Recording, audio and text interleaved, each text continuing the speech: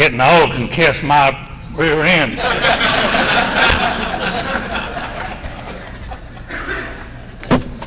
Can you hear me there in the back, Doug? I don't want you to miss any of this. I want to thank the Read the Book group for a lovely anniversary. Great food, good fellowship, and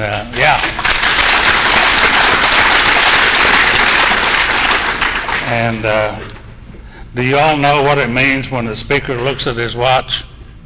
Nothing. I'll try to get you out of here by 10:30 or 11. I have a little thing here that I used to read. I don't really shouldn't read it here at this group because I know what you're all about. And I've been to your meetings here and I know what happens here and I'm glad that it does. But for those of you that don't know, this is a little pamphlet called Problems Other Than Alcohol. And it was written by Bill W., co-founder of Alcoholics Anonymous. And here on the third page right there, it says that sobriety, freedom from alcohol through the teaching and practice of the 12 steps, is the sole purpose of an AA group. The only reason to have an AA group is the teaching and practice of the 12 steps of Alcoholics Anonymous. And I know that this group does. And I'm glad that they do. It's a good group. People are staying sober. I'm going to read a few things out of this book, if you don't mind. And one of them is here on page 29. It says, each individual in the personal story describes his own language from his own point of view, the way he established his relationship with God. And that's what I'm going to try to do tonight, is to tell you how that came about in my life. And on page 18 of this book, my whole story basically is in this one paragraph. And it says, an illness of this sort, and we've come to believe that an illness involves those about us in a way no other human sickness can. If a person has cancer, all is sorry for him, and no one is angry or hurt.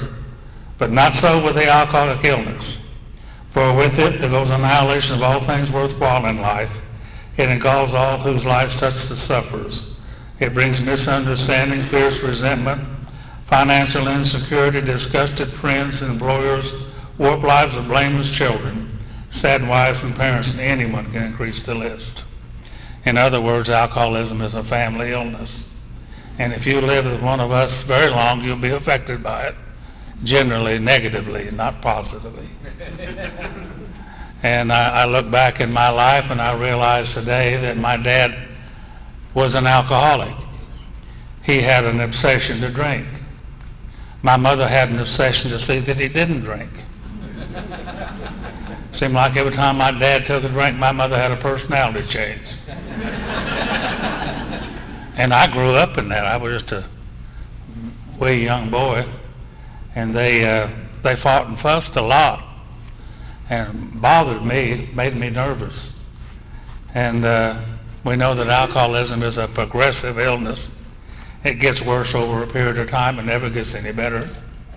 And his drinking continued to get worse, and my mother continued to raise hell with him, and that got worse. And I grew up in this thing, and I got worse. I was affected by it emotionally. And from time to time, my dad would tell us boys that he was going to take our mom out and kill her this weekend. And they'd be gone all weekend. And I'd be biting my fingernails wondering if he was going to do that this time. And I was affected by it emotionally. Ultimately, my mother had to have my dad arrested and committed to Eastern State Hospital at Bonita. And they didn't have any alcoholic treatment facilities at Bonita at that time that I'm aware of. But what they had was a criminally insane ward. And my dad was committed to the criminally insane ward. And he was an alcoholic. And that's what they did with alcoholics of our type in those days. You had to stay there till you got well. Think about that. I know some people in this room be there a long time. And my dad was there for 3 years and 7 months and 13 days. And he was an alcoholic and a criminally insane ward. You have to think about that.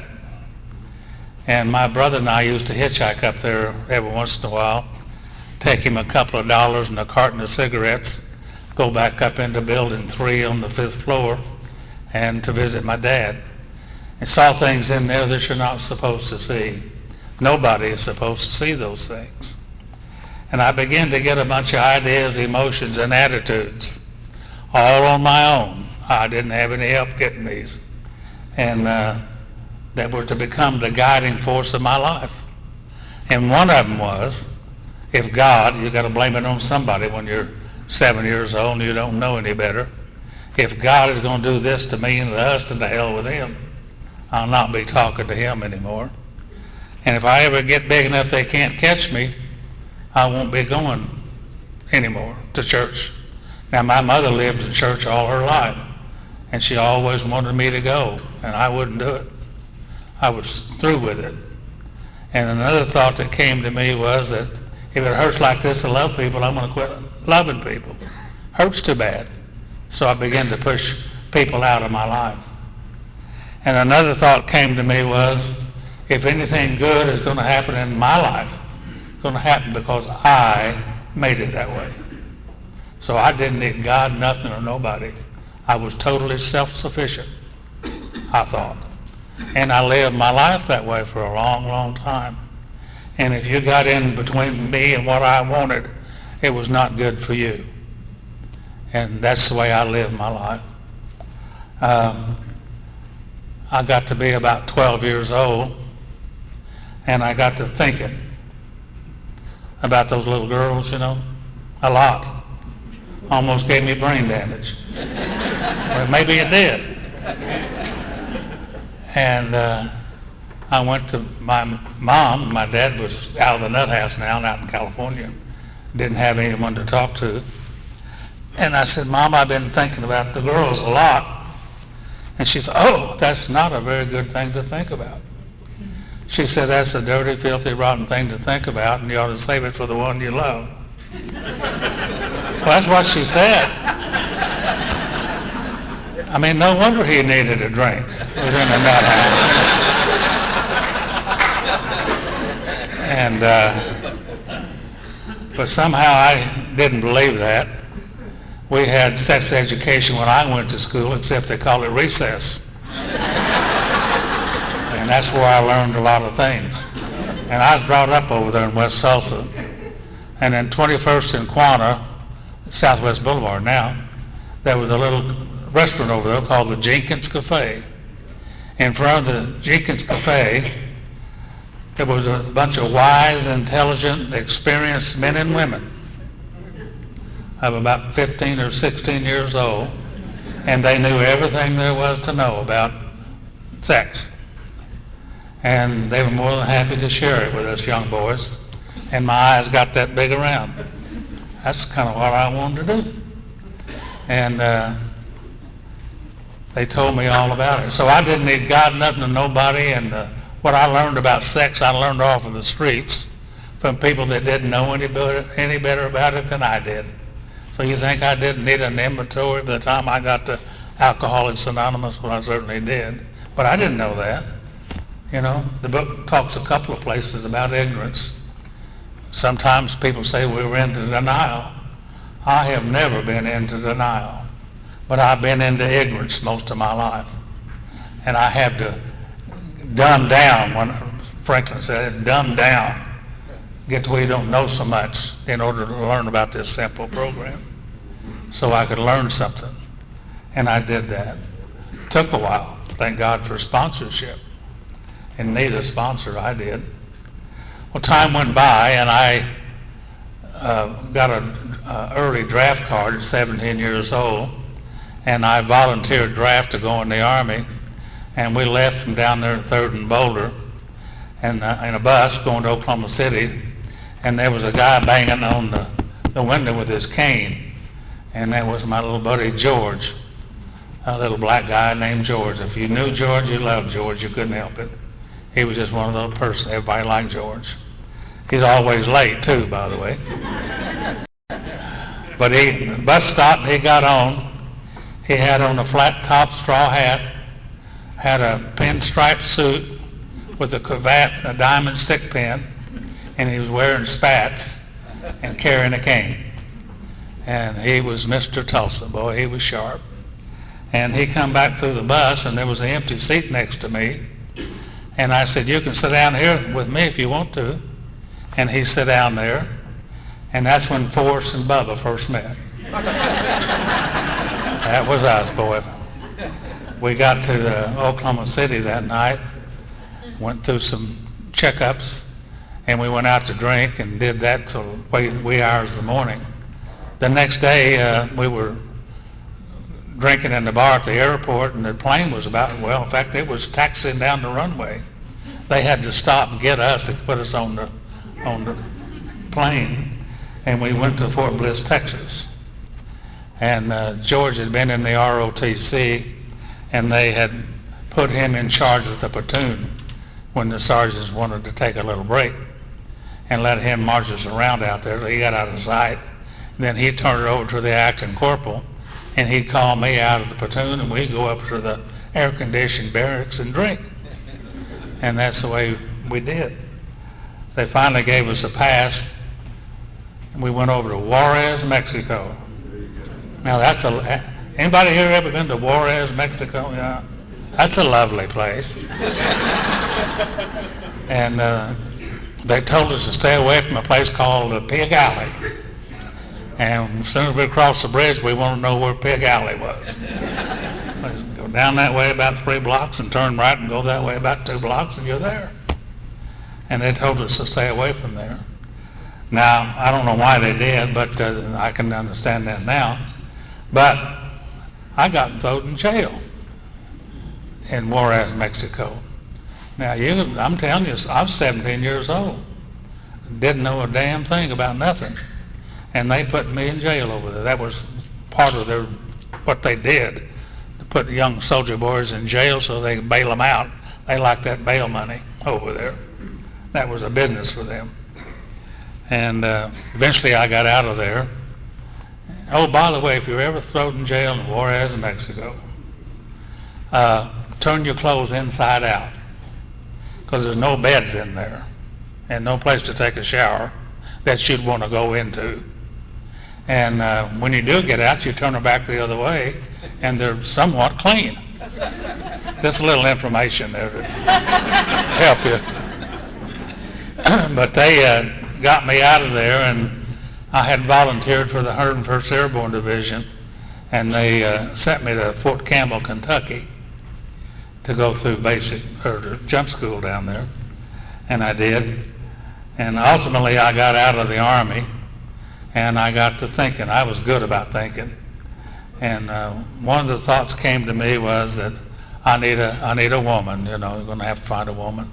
And I looked around the bars, and I met this lady who happened to have a daughter, and she introduced us, and the daughter had a couple of kids, and we started drinking and running around together. And one morning I woke up, and she said we got married the night before. And I hadn't planned on that, but I thought to myself the next day or two, well, I've done it now, I'll try to make the best I can of it.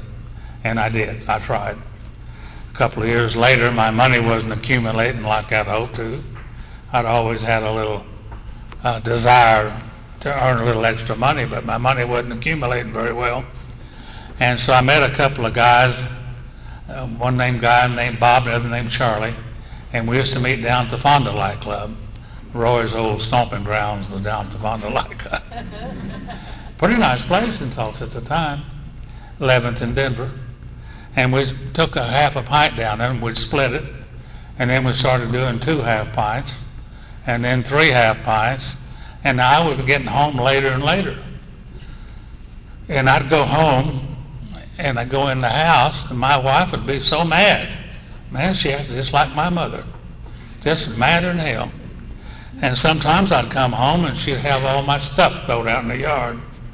Y'all know what I mean by stuff, don't you? Dirty T-shirts, dirty shorts, They never throw out anything clean. I don't know why they did. And then she would file for divorce on me, make off with what little money we had. And she did that a number of times. And one night I was down at the Zebra Lounge. And that's a lovely place too. I frequented nice places. And the Zebra Lounge, that's where I met Phyllis. Phyllis was the queen bee of the Z. Well, you all know her. She took up the collection for the jukebox. And she was well liked down there. And we were introduced, and she looked at me and said, you know, Joe, you look like my third husband. I said, my God, how many have you had? And she said, 2. Kind of thought that was nice. And I said, well, did it hurt you? She said, what's that? I said, when you fell out of heaven, you little angel. Kind of putting our makes on each other. But I was sitting there one night, and I was drinking, and I got to thinking. Well, old Rose hadn't seen me in about 3 months, and I bet she's lonely. I mean, wouldn't you be? And so I said, I think I'll go home and visit. Do y'all know what I mean by visit? Okay. I'm going to go home and visit. And I went to my home, and I knocked on the door, and she kind of peeked out, and I just broke in there is what I did. And there sat an old boy in my recliner watching my TV in my house with my wife, and I'm making payments on all that. Now, what are you going to do, Joey? I did. I jumped on that old boy, and he liked to beat me to death in my living room floor. Put me out in the yard and told me not to ever come back. Now, that's a resentment, by the way. And I lived on that one for a long, long time. Well, eventually, Phyllis and I started dating. And I was laying in my car one night, passed out or trying to be passed out. Phyllis knocked on the door, and she said that I needed to get out of that car. The police will come along and arrest me. And if I'd give her the keys, she'd drive me home. And she drove me home. Now, I don't know whether she took advantage of me or not, but I don't think she did. But we started dating, and I liked Phyllis. I liked the way she operated. We'd go down to the Zebra Lounge and drink beer until midnight, go to the private clubs in those days where you had to take your own bottle and buy it back, and stay there till 3 or 4 o'clock in the morning, and go down to 15th and Peoria and have breakfast and go to work. And that's pretty much the way I lived. That's the way, and the way Phyllis was living, that's the way I wanted to live. And that's the way we lived. I liked that. Eventually, we got married, and the night we got married, we went to the bar, and I got drunk, and I missed the honeymoon. And the next day, we were fixing stuff up for our friends to come over for a party, and I got drunk and passed out at 7 o'clock. The friends come over about 7:30, and I'm passed out, and I missed the honeymoon. Sunday, Phyllis was so mad at me over that I missed the honeymoon again. I went to work on Monday, and the guys asked me how things were that weekend, and I said, well, that's great. I said, I had sex almost every night. Almost Friday, almost Saturday, almost Sunday. And that's the way we live. And her daughter, Phyllis had lost custody to, wanted to come live with us. And I wanted her to come live with us. And she liked me, and I liked her. And she came to live with us. And Phyllis told me that we'd been drinking too much. And with Gail's here, we ought to slow down or quit. And I thought that's a good idea. Now, that's the first time that I knew that I couldn't quit, because I tried to not quit. And about 2 weeks later, why, my head felt like somebody had it in a vice, squeezing down one squeeze at a time. Thought the top of my head was going to come off. And finally, I couldn't stand it anymore, and I stopped by the liquor store, and I bought a couple of half pints. I think it was half pints, maybe it was 2 pints. And I drank one of them before I got home. And I got home, and Phyllis, I said, "Do you want a drink?" And she did too. She needed one. And we started all over again. And little Gail grew up with us drinking and raising hell with each other. We seemingly couldn't drink together without having problems. And we'd head for the bar and be in a fight before we ever got to the bar. And ultimately, we kind of made a little deal. And we'd split up the town. 41st Street South and East was Phyllis's, and 41st Street North and West was mine. And I didn't bother her, she didn't bother me. We'd meet at home from time to time and visit, and that's the way we lived. Now, I bought a mobile home out there on Keystone Lake, my side of town, and I didn't think anybody knew anything about it to me. And one morning, about 3 in the morning, there's a knock on the door, and I finally go to the door and look out and peeked out. Well, there was Phyllis and Gail, and she just broke in, what she did. Embarrassed me in front of my girlfriend. I wasn't having a very good time. Next morning, I got up and all my stuff's laying out in the yard like it's supposed to be. Made off with my car, filed for divorce, and got what little money we had out of the bank. And there we go. Well, I was drinking for another reason now, because that really bothered me. I mean, I was drinking for a lot of reasons prior to that. But I started drinking for the sickest effect of all about then. And it was called total oblivion. Now, there's only one thing wrong with total oblivion, is you wake up and you have to start all over again. And that's the way I was drinking in the end. And one night my house, trailer house, jumped out of the ceiling. There's a big rat about that long, that big around, sharp teeth. And I kicked him around on that bed for a long time. Finally got him off the bed, but another one didn't jump down. The next day I went to the feed store and I bought some rat traps. They're about that wide and about that long. And the cow come back. Wonder I hadn't broke my foot running around in there trying to trap those rats. By the way, if you're ever in a meeting and you see somebody come in there and they're seeing things that you don't see, go along with them, will you? Because they're seeing them, I believe you. Well, I finally sold that place for half of what I paid for it, and I moved to 51st and Lewis at the Lewis Apartments. They were brand new about then, and started my drinking career all around that end of town. And typical Saturday in my life is I woke up, had a few drinks, a few cigarettes, went back to sleep, passed out what I did. Didn't know anything about that then. And get up late that evening, do the same thing. And I ended up in a place in 51st and Union called the Misty Dawn. Now that's really a nice place. And some guys who hated me, they owned that bar. And about 2 weeks prior to that, they had to escort me out of there with gunpoint to keep those guys off of me. 2 weeks later, I'm back over there. Now, I don't know what kind of insanity that is, but it's some kind of insanity, because those boys had killed people before and had been arrested for it. Some of them, their brothers were in McAllister for it, so there's no place to mess around. But I was over there. And I had sitting on the bar stool that night, and I had a real sick feeling in my stomach. It wasn't a throwing up sick, it was just sick. And I got up and got off that bar stool and went out and laid down in my car for a while. Went back to my little apartment, got on the couch, had a 1-bedroom apartment, brand new bedroom suite back there, but I was busy. I was too busy to buy sheets and pillowcases and towels and stuff like that. So I slept on the couch. Well, the truth of the matter was I slept on the couch because that's where the TV was and the lamps was. It had a light bulb in it. I was scared. I was too scared to sleep back there, and I didn't know that. The next morning I woke up, and I did 2 things that morning that I don't do.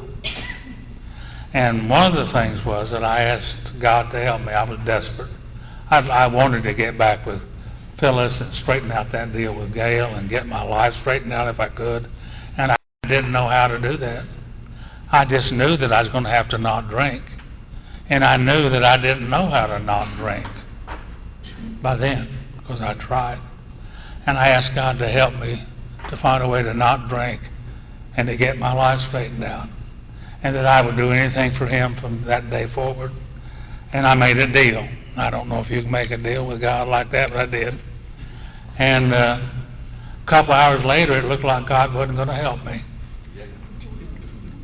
I was very patient. And I did another thing that morning that I don't do. George had told me 4 or 5 years prior to this that he was in AA. And I remembered I felt sorry for George at that time, that he was coming to AA and couldn't drink. And I did another thing that morning. I called George. And I said, George, are you still going to AA? And he said he was. And I said, well, I need help. Would you help me? I asked another human being for help. See, I didn't need God, nothing, or nobody for many, many years. But I drank enough alcohol to get me ready to do that. And I called George, and he came over to my house.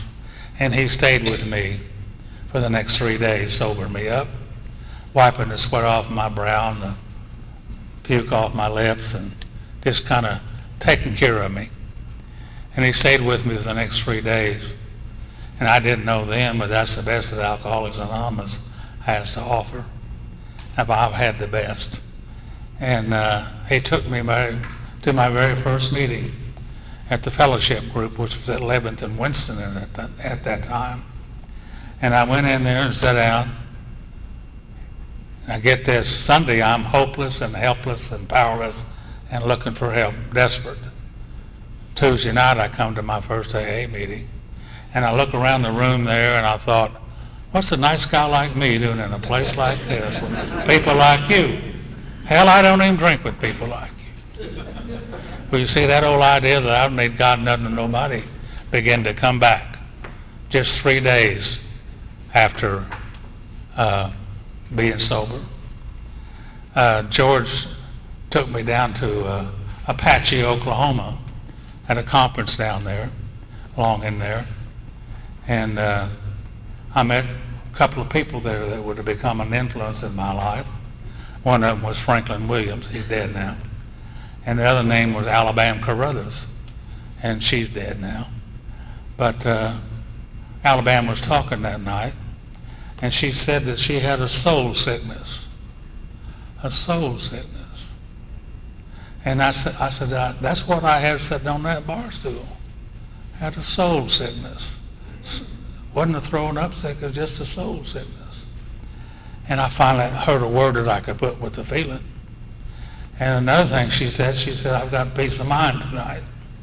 Peace of mind. And I thought, well, how long has it been since I've had peace of mind? And I couldn't remember having peace of mind. My brain raced uncontrollably, round and around and around. I'd relive my life every night, come right back to where I was, relive it again over and over and over. There was no solution for that. There was only one for me, and that was to drink. And it stopped the way I was thinking for a while. And that's the reason I drank in the end. I talked to Alabama after the meeting was over. We were at the little Kinchin Hotel. It was an old hotel leaning up against a grocery store down in Apache, Oklahoma. By the way, you can't get to Apache, Oklahoma from here, out there in the prairie. And I said, Alabama, you got peace of mind. You said you had peace of mind. How did you get peace of mind? And she said, well, tell me what's going on in your mind. And I told her about the experiences. I've told some of them to you, many that I haven't. And I said, those things run around in my mind all the time. And she said, well, Joe, you're just full of resentment. Now, I never have used the word resentment up to that point. Didn't even know what it was. And she explained it to me. She said, resentments are old angers and old hurts that are refelt over and over and over. And all that anger that you have, you're going to use on them. You're turning it on yourself. You're making yourself sick, and you're blaming it on them. It's all their fault. See, it was always everybody else's fault. It wasn't mine. It was them. If only they'd straighten up, I'd be better. And I said, well, is there any solution for that? And she said, there is. And Alabama had a purse about that big, about that tall. And she began to dig down in there for one of these books. You know how they are. And eventually she'd come out of there with this book. And she said, Joe, on page 551 of this book is a story about a lady who had a lot of resentments. And she wanted to get over them as best she could. And she read an article by a clergyman at that time. And he said in there that if you have a resentment you want to be free of, if you will pray for the person or thing you resent, asking God to give to them the things you want for yourself, such as peace of mind and serenity, and you do that every day for 2 weeks, you'll eventually come to mean it and want it for them, and the resentment will go away.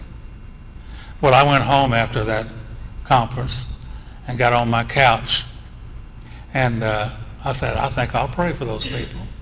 And I did, and my list got longer. The next morning I got up and I prayed for those people, and my list got even longer. It seemed like the next 2 or 3 weeks or more I was in constant prayer, praying for those people. And one day, one beautiful spring morning down here at the corner of 31st and Lewis, right up the road there, I got stuck in a traffic light, just the length of the traffic light. And I looked over at that pretty house. The tulips were blooming, red and yellow. Grass was coming out in the spring.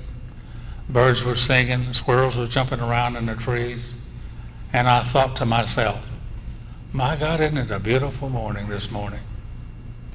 And you know what? I couldn't remember seeing them. I said, how long has it been since I've seen those things? And I couldn't remember. I don't know if I had ever seen those things up till that point.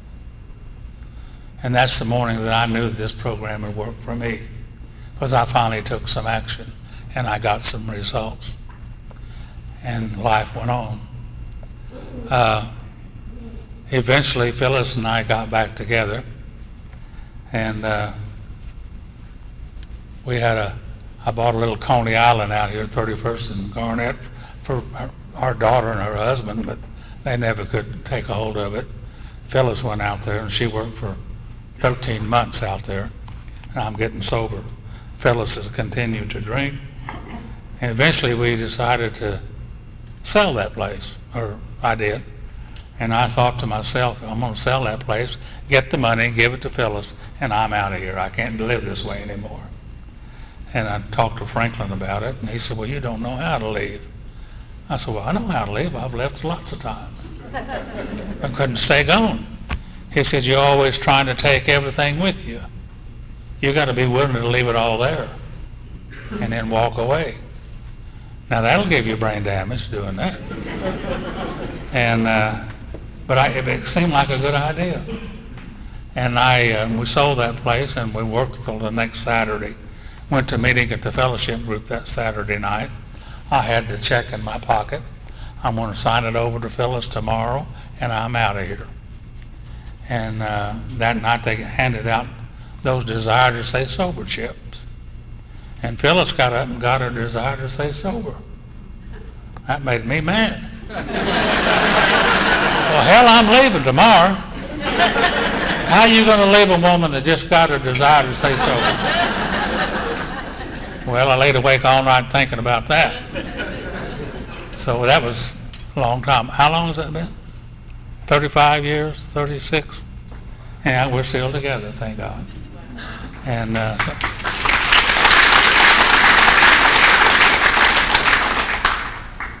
the point of that story is that God can't help you as long as you're hanging on.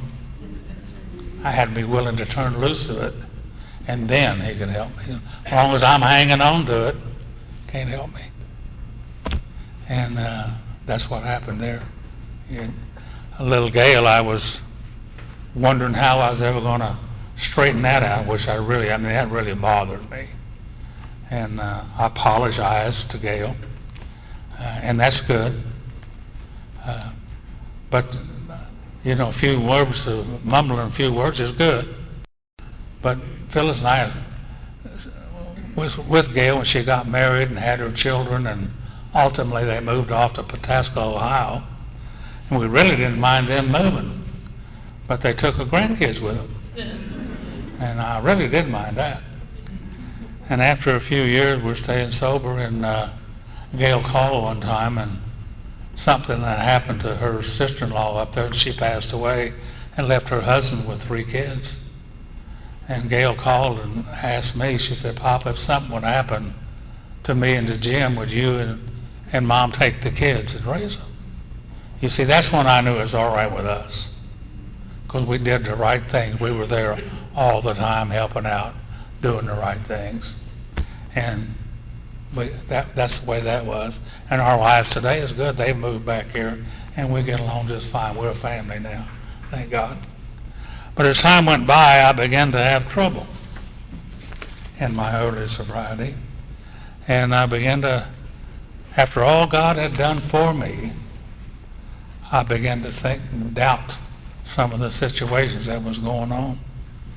And George said, "Joe, you're having a hard time with this God idea, aren't you?" And I said, "Yes, I am." And he said, "Well, let's get in the big book on page 46. And it says, 'Yes, we of agnostic temper have had these thoughts and experiences. Let us make haste to reassure you. We found that as soon as we would lay aside prejudice means old ideas, and express even a willingness to believe in the power greater than ourselves, we commenced to get results, even though it was impossible for any of us to fully define or comprehend that power, which is God.'" He said, "Why don't you do something that he had done? It helped him, maybe it helped me." He said, "You go home tonight and get you a pencil and a piece of paper. Forget all that you think you know about this God idea. And if you could, don't realize you can't, but if you could, write down what you would like God to be." Well, you see, I didn't know you could do that. Over there where I came from, you go to hell for doing that. You still will go to hell for doing that. And so I went home that night, and I wrote down some things that I would like God to be. Realized I couldn't make God, but if I could, this is what I would like it to be. And I showed it to George. And he said, "That's good. We could start with that." See, I needed a starting point, and that was a starting point for me.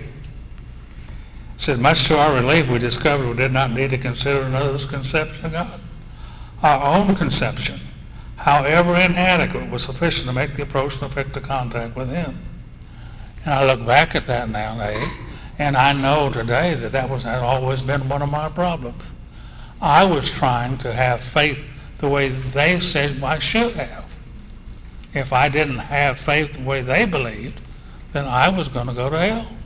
And I couldn't believe the way they believed, so I just ignored them. I remember one time when I was that first wife, I went to her preacher, went in his study, and he looked at me and said, "Joe, what seems to be your problem?" And I didn't know what my problem was. And I said to him, "It's her. And if you live with her, you drink too." And he said to me, "You must," and boy did he emphasize that word must, "you must have faith in these things." And he told me what they were. And I just looked at him. He was asking me to have faith in these things. Well, hell, I didn't even believe those things. How could you have faith in something that you don't even believe? Thank God for the second step. Said we come to believe. And I came to believe over a period of time. He said our own conception. And I was able to have my own conception of God. And I know why that works so well today. Have you ever had any trouble with your conception of anything? If it's my idea, it's got to be good. Right? That's my conception. So I haven't had any problem with that at all. And I said to George, you mean I got to find God? And George said, Joe, God's not lost. And our book says, as soon as we admit the possible existence of a creative intelligence, a spirit of the universe underlying the totality of things, we begin to be possessed of a new sense of power and direction, provided we took other simple steps. We found that God does not make too hard a terms for those who seek Him.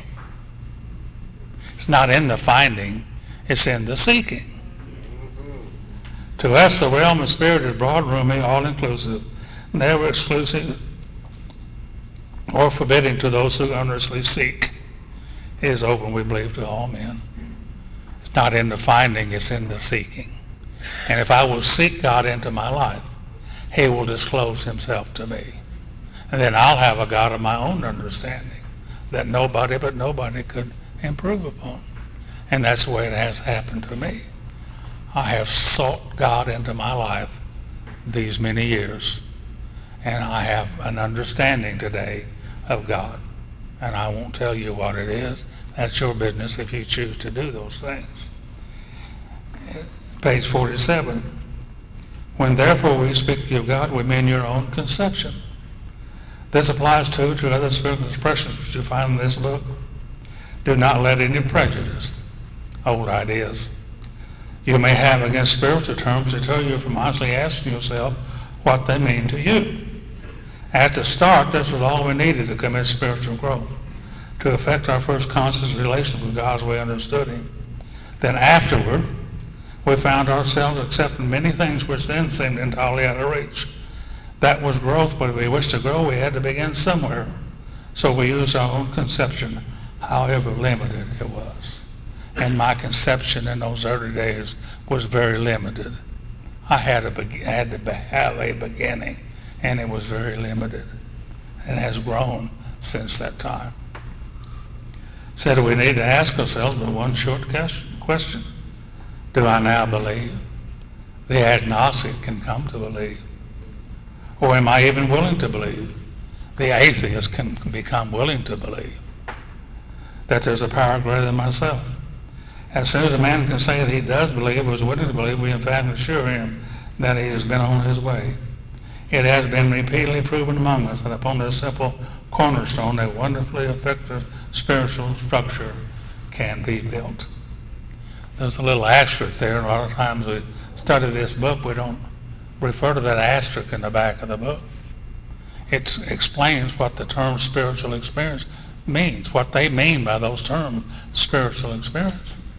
And if I got to have one of those spiritual experiences, it'd probably be a good idea if I knew what one was. Don't you think? And that tells me 3 different times in this book about that little asterisk. Please be sure to read the terms about spiritual experience. Very important to understand. And he said this was great news for us. For we'd assumed we could not make use of spiritual principles. It left we set many things on place which seemed difficult to believe. And I have accepted many things on faith since that time that seemed difficult to believe. And on page, I think it's over here on page 55. And it says, actually, we were fooling ourselves. For deep down in every man, woman, and child is a fundamental idea of God. See, we're just born with it. I didn't know. We were just born with it. No matter how much I tried to deny it, it was always there. It may be obscured by calamity, by pomp, by worship of other things, but in some form or other it's there. For faith and power greater than ourselves, and miraculous demonstrations of that power in human lives are facts as old as man himself. It's just always been there. We finally saw that faith in some kind of a God was a part of our makeup, just as much as the feeling we have for a friend. Sometimes we had to search fearlessly, but He was there. He was as much a fact as we were. We found the great reality deep down within us. And the last analogy is only there that may be found. And so it was with us. I don't know if y'all remember when I was, or you were young like I was, and I was getting ready to do something. And there was a little voice within me would tell me, said, Joe, if I was you, I wouldn't do that. But I don't pay attention to that. Let's go ahead and do it anyhow. And sure enough, got into a lot of trouble. And that same little voice within me would say, see, I told you not to do that. You see? And to me, that's God talking to me. And if I would listen to those things and adhere to those things, I could eliminate an awful lot of problems in my life. So we can only clear the ground a bit if our testimony helps sweep away prejudice, those old ideas, enables you to think honestly, encourages you to search diligently within yourself. Then, if you wish, you can join us on the broad highway. With this attitude, you cannot fail. This is what I like. The consciousness of your belief is sure to come to you. In other words, we will have a God of our own understanding that nobody but nobody could improve upon. The consciousness of my belief is sure to come to me. And that's what's happened to me over these years.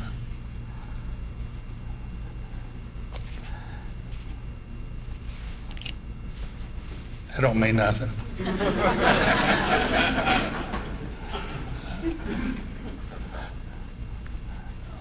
Page 62, it says, well, this is how and why.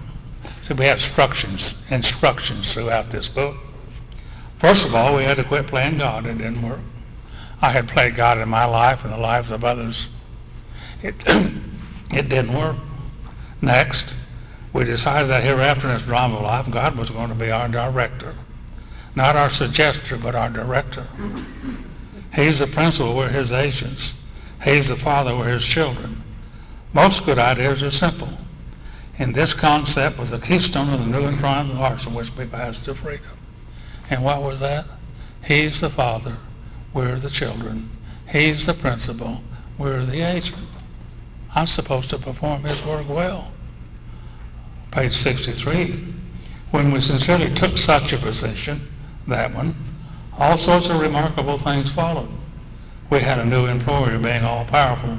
He provided what we needed if we kept close to him and performed his work well. See, I'm supposed to perform his work well. I thought he was supposed to perform my work well. After I'd been sober for a while, I got to reading in that other big book. There's a story in front of it said he worked for 6 days and then he rested. Now, to my knowledge, I never did see him go back to work anymore. It looked to me like there was going to be any work being done around here. It's going to be me. He's the principal, we're the agent. He's the father, we're the children. Most good ideas are simple. More and more we became interested in seeing what we could contribute to life. Up until I come to AA, I was a taker. Takers are losers. Not only in AA, but in life. Takers are losers. Just the way it is. Sometimes you wonder why you're not being successful. It's real simple. Takers are losers. My son-in-law came to me one time, and up to a certain point, he was helping a lot of people. Good things were happening in his life. They quit happening. Things were not going too good. And he said, what's the problem?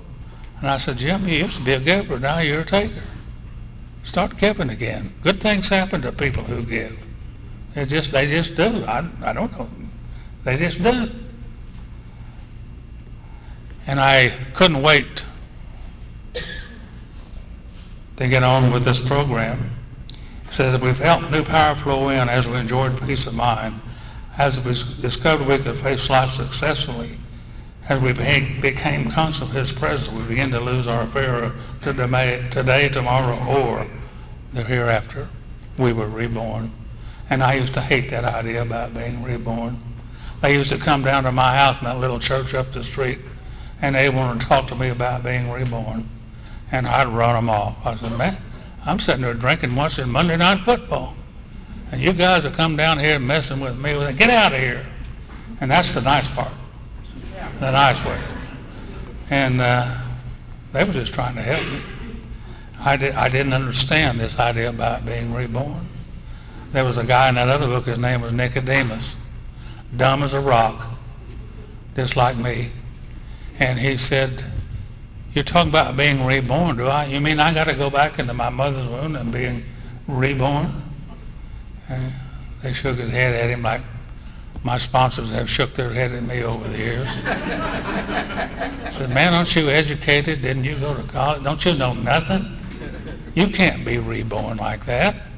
He said, I'm talking about the renewing of your mind. Old ideas passed aside and new ones accepted. Those ideas, emotions, and attitudes, which were the guiding forces of my life, are suddenly cast to one side, and a whole bunch of new conceptions begin to dominate me.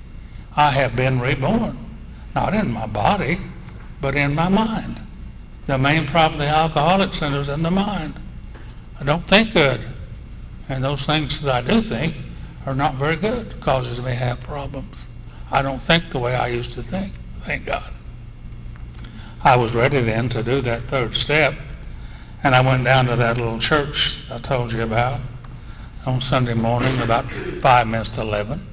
I knew what they did down there about 11 o'clock. They're still doing it. They're basically asking people to do the third step prayer. And I went down there as humbly and sincerely, and as I didn't want to get there too early, you know. Might hear something that helped me. So I got down there about 5 minutes to 11, and I went down there as humbly and sincerely and honestly as I knew how. And this is what I said. I said, God, I offer myself to you to be with me and do with me as you will. Relieve me of the bonds of self, that I may better do your will. Take away my difficulties, that victory over them may bear witness to those that I would help of your power, your love, and your way of life. May I do your will always. Now, I don't know what happened that morning. I'm not smart enough to tell you. But I do know this, from that morning until this day, my life hasn't been the same.